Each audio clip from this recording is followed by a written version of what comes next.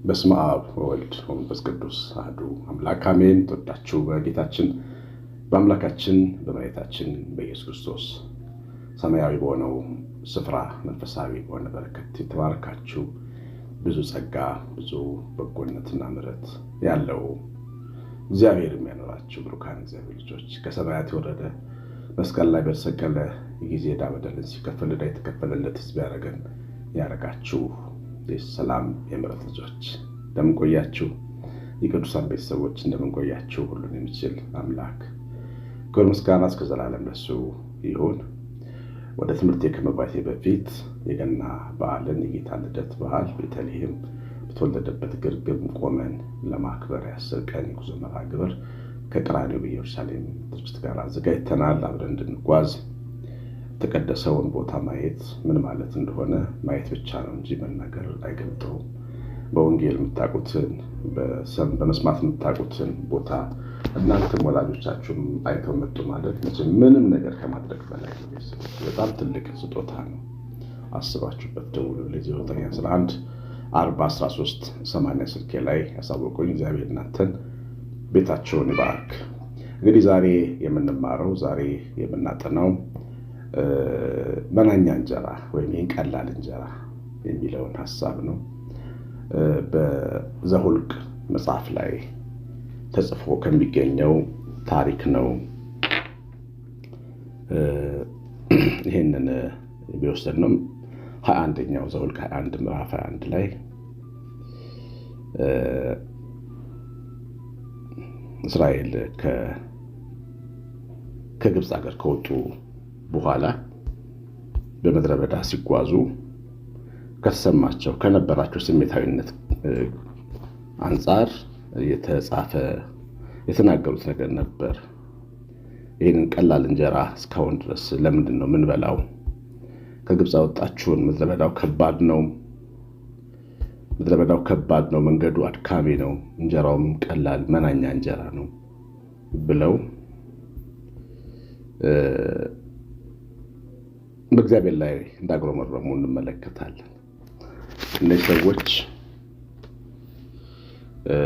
ዘኍልቍ 21 ቁጥር 4 ጀምሮ ከሖር ተራራ ከኤዶምያስ ምድር ርቀው ሲዞሩ በኤርትራ ባህር መንገድ ተጓዙ። የሕዝቡም ሰውነት ከመንገዱ የተነሳ ደከመ። ሕዝቡ በእግዚአብሔርና በሙሴ ላይ በምድረ በዳ እንሞት ዘንድ ከግብፅ ለምን አወጣችሁን? እንጀራ የለ ውሃ የለ፣ ሰውነታችን ይህን ቀላል እንጀራ ተጸየፈ ብለው ተናገሩ። እንግዲህ ያው ባሮች ነበሩ። እግዚአብሔር ግን ወደ ሀገራቸው፣ ወደ ነፃነታቸው፣ ወደ ክብራቸው እየመለሳቸው ነበር። ግን በእግዚአብሔር ፖሊሲ፣ በእግዚአብሔር ስጦታ አሰራር ማለት ነው፣ ዝም ብሎ ሰዎች እንደቆሸሹ ገላቸውን ሳይታጠቡ አዲስ ልብስ አያለብሳቸው። እኛም ሰዎች ብንሆን እንደዚህ ነን። ሳንታጠብ ልብስ አንለብስም። ድሮ መታጠብ በጣም አልወድም ነበር በልጅነት። ያው ቤት ውስጥ እናሸንፋለን የሚባል ሻወር አለ አይደል? የተቀዳ ወደ ላይ የሚደረገው ቀዝቃዛ ውሃ ነው። ቀዝቃዛ ውሃ ደግሞ በጣም ለመጠጥ እንጂ ለመታጠብ የማይመቸኝ ነገር ነው፣ አልወድም። እና እናቴን ቫዝሊን ምናምን እየተቀባሁኝ ታጥቤያለሁ እላት ነበር፣ ሳልታጠብ ቆሻሻዬ ላይ ማለት ነው። በጣም ከሚያስቀኝና ከሚያሳፍር የልጅነት ታሪክ አንዱ እሱ ነው። እና አንዳንዴ ይሄን እናደርጋለን መንፈሳዊ ሕይወታችን። ቫዝሊናችን ላችን ላይ ተቀብተን መንፈሳዊ መስለን ጥሩ ነጭ ልብስ ለብሰን ቤተክርስቲያን ገብተን ውስጣችን ግን ያው ነው ቆሻሻ ነው። ለመጠረግ ለመጽዳት ተዘጋጅተን ላይሆን ይችላል የመጣ ነው። እግዚአብሔር ሲሰራንም ደስ ሳይለን ነው የምንኖረው። ያው መንገጫገጭ ማለት ገለፈታችንን ከላያችን እያነሳ ነው እግዚአብሔር ማለት ነው። ማሽን ውስጥ ያልተፈለፈለ ቡና ሲገባ እንደዚህ ይጮሃል። ከዛ በኋላ የተፈለፈለ ጥርት ያለው ይወርዳል፣ ገለባው ለብቻ ይሆናል። እና ገለባውን ከፍሬው ሲለይ እግዚአብሔር የሚከተል ማሽን ውስጥ አለ ማለት ነው። እና ያ መንገድ ያበሳጨናል። አሁን እስራኤል የሆኑት እንደዚህ ነው። እንዳለ ከዛፍ ላይ እንደተቆረጠ ፍሬ ናቸው። ግን ወደ ጎተራው እንዲገቡ ግድ በማሽን ውስጥ ማለፍ ነበረባቸው። እና 40 ዓመት በሚፈጅ ምድረ በዳ ውስጥ ነው የተጓዙት። ትንሽ እንደተጓዙ ነው አሁን የተሰማቸው ስሜት የተሰማቸው። ብዙ አልተጓዙ። እና ግብፅ ሀገር ከነበረው ህይወት ይሄኛው ትንሽ ደከም ያደርጋል። መንገድ ነው፣ በረሃ ነው። መንገዳቸው በጣም ረዥም ስለነበር ደከማቸው እና ድካም የሚያመጣው ደግሞ የመታከት ንግግር አለ አይደል? ሰለቻቸውና ተናገሩ እግዚአብሔርና ሙሴ ላይ። እንግዲህ ወላችሁ ሲደክመን በተቻለ መጠን ዝም እንበል። በህይወትም ሲደክመን፣ በኑሮም ሲደክመን፣ በቀን ውሏችን ሲደክመን እንዲሁ ዝም ብሎ በመኖር ውሏችን የደከመን ሰዎች ክፉ አትናገሩ። በፍጹም እግዚአብሔርም ላይ የእግዚአብሔር ሰዎች ላይ ክፉ አትናገሩ። ለመስላችሁ ድካም እንዲያደርጋል የእግዚአብሔር ሰዎች ጥልት ያስደርጋል ማለት ነው። አንዳንድ ሰዎች ይልኩልኛል መልእክት፣ ትምህርታችሁን እናዳምጥ ነበረ፣ አሁን ግን መስማት ሁሉ አስጠላኝ ይላሉ። ሰው ሲደክመው እንደዚህ ያደርገዋል። በሙሴና በእግዚአብሔር ላይ ነው የሚያጉረመርመው። በቃ ይደክመዋል፣ ይሰለቻል። ግን የሚሻለው ምን መሰላችሁ? ጥፋት እንዳይመጣ ክፉ አለመናገር፣ ከአፍ ክፉ አለማውጣት። እነዚህ ሰዎች ከግብፅ አገር አወጣችሁን፣ ምድረ በዳ ላይ ጣላችሁን። እውነት ግን አይደለም። እግዚአብሔር ምድረ በዳ ላይ ሕዝቡን አጣል። በምድረ በዳ ማሻገር ማሳለፍና መጣል የተለያየ ነው። ጣልክኝ፣ አንተ ለእኔ አታስብም፣ የታለ የኔ አምላክ፣ ያሳደግከኝ አምላክ አትበሉ። እግዚአብሔር የሚጥል አምላክ አይደለም። ሊጥል አይጠራም። ማንም ነው ሊጥልማ ቢጠራ ኖሮ አይፈጥረንም ነበር። ሊጥል አይጠራም። ሊጥል ቢጠራ ኖሮ አይሞትልንም ነበር መስቀል ላይ። ይህንን ነገር ሁሌ ማሰብ ያስፈልጋል። የማይገባውን አስተያየት አትስጡት ለእግዚአብሔር። እና ልትጥሉን ምድረ በዳ ላይ ወጣችሁ። በቃ መናኛ ምግብ እንጀራ እየበላን፣ እንጀራ የለ ምን የለ። እንጀራ ያሉት እነሱ የግብፅን እንጀራ። የግብፅ እንጀራ ማለት የግፍ እንጀራ ነው። ተቀምቶ የሚበላ እንጀራ ነው። የሰውን አካል ሸጦ የሚበላ እንጀራ ነው። መርዝ ሸጦ የሚበላ እንጀራ። እንጀራችሁ ነው። የት እንጀራ ነው? እግዚአብሔር ልጆች፣ እናንተስ በእንጀራችሁ ደስተኛ ናችሁ? እንጀራው ጥቂትም ሊሆን ይችላል። 5 እንጀራ 2 ዓሣ ሊሆን ይችላል። ግን ደስታ ይሰማችኋል? ከጌታ ኢየሱስ ክርስቶስ ጋር የምትሄዱ ሆይ ደስተኛ ናችሁ በምትበሉት እንጀራ? እንደ ሰው ትልቅ ሰው ለመሆን ለመስራት፣ በደንብ ለማትረፍ እንሰራለን። እንደ ሐሳባችን ላይሆን ይችላል። ግን ህይወት ደስተኛ አድርጓችኋል? እንጀራችሁ ቀላል ሆኖ ይታያችኋል? ሰው ከስሜቱ ከተጠነቀቀ ከድርጊቱ ይቆጠባል። ታውቃላችሁ፣ ከሚሰማው ነው መጠንቀቅ ያለበት። እንጀራ ቀላል አይደለም። የዕለት እንጀራ አንድ እንጀራ ቀላል ስላይደለም ወደ እግዚአብሔር ሁሌ ጠዋትና ማታ የዕለት እንጀራችንን ስጠን ዛሬ ብለን የምንጸልየው። እንጀራ ቆርሶ መብላት፣ ልጆችን መብላት ቀላል አይደለም። ግን እንጀራ የመናኛ ነው ብሎ ማለት ግን እግዚአብሔርን መበደል ነው። ምን እኔ ስራ ነው እንጀራ ስንት ነው ማለት ይኸውላችሁ። ወይኑ የተተከለበትን እርሻ ለማግኘት ምድረ በዳው ማለፍ ያስፈልጋል። የእስራኤል እንጀራ እኮ የመናው የምድረ በዳው መና አይደለም። ማዶ ያለው ማርና ወተት ነው። የነሱ ማር ነው፣ የነሱ ወተት ነው። ማርና ወተት ግን በመናኛ እንጀራ ነው የሚፈተነው። እነሱ መናኛ ባሉት እንጀራ ነው የሚፈተነው። እዛ ላይ ያላመሰገኑ እዛ ጋር ሊደርሱ ይችላሉ። በእግዚአብሔር ስጦታ ደስ ካላላቸው ቤተሰቦች ትልቁን ሊወርሱ ይችላሉ። ጌታ ኢየሱስ በወንጌል በጥቂቱ ታመን በብዙ ትሾምሃለሁ ብሏል። ጥቂቱን ያልታመነ እንዴት ብዙ ነገር ላይ ይሾማል?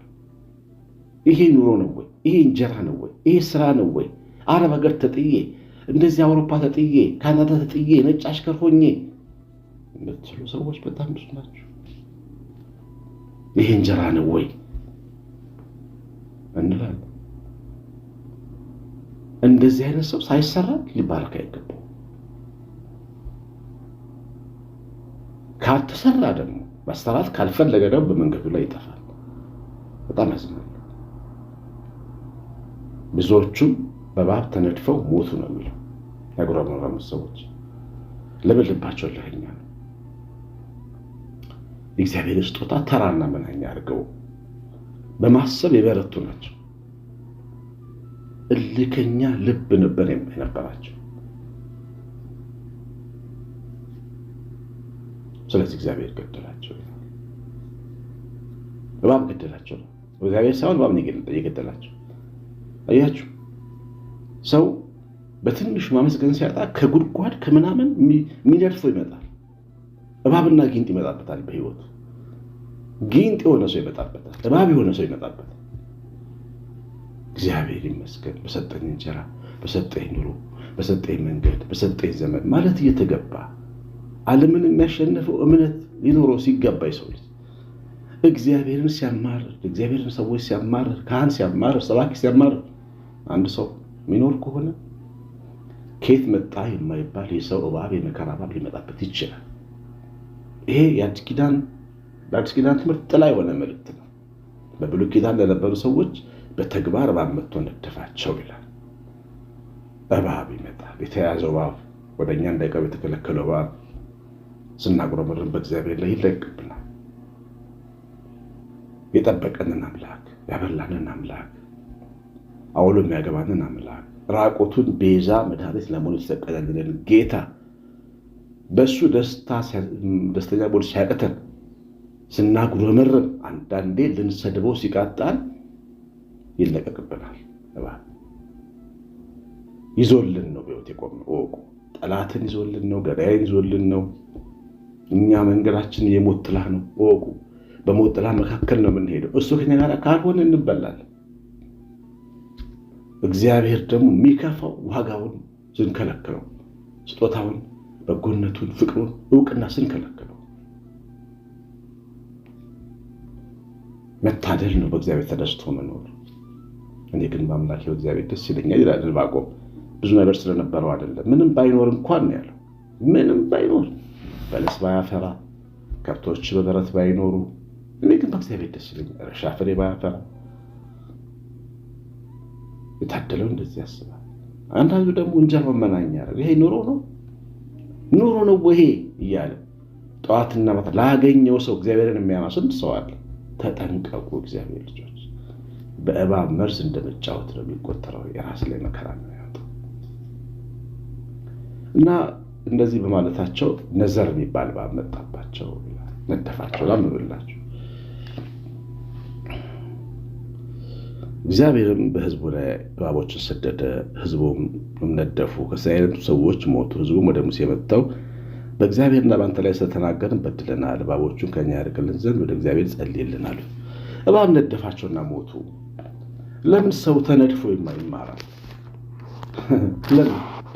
እግዚአብሔር እኮ ይሄን ዛሬ እዚህ እናንተ ጉባኤ ውስጥ እኛ ጉባኤ ውስጥ እንደዚህ የሚሰማው ሰው እያስተማረ ግን ለምንድን ነው እባብ ነድፎ የምንማረው? ለምን ተጎድተን እንማራለን? ምን በወጣን? በሰላም መማር አይሻልም?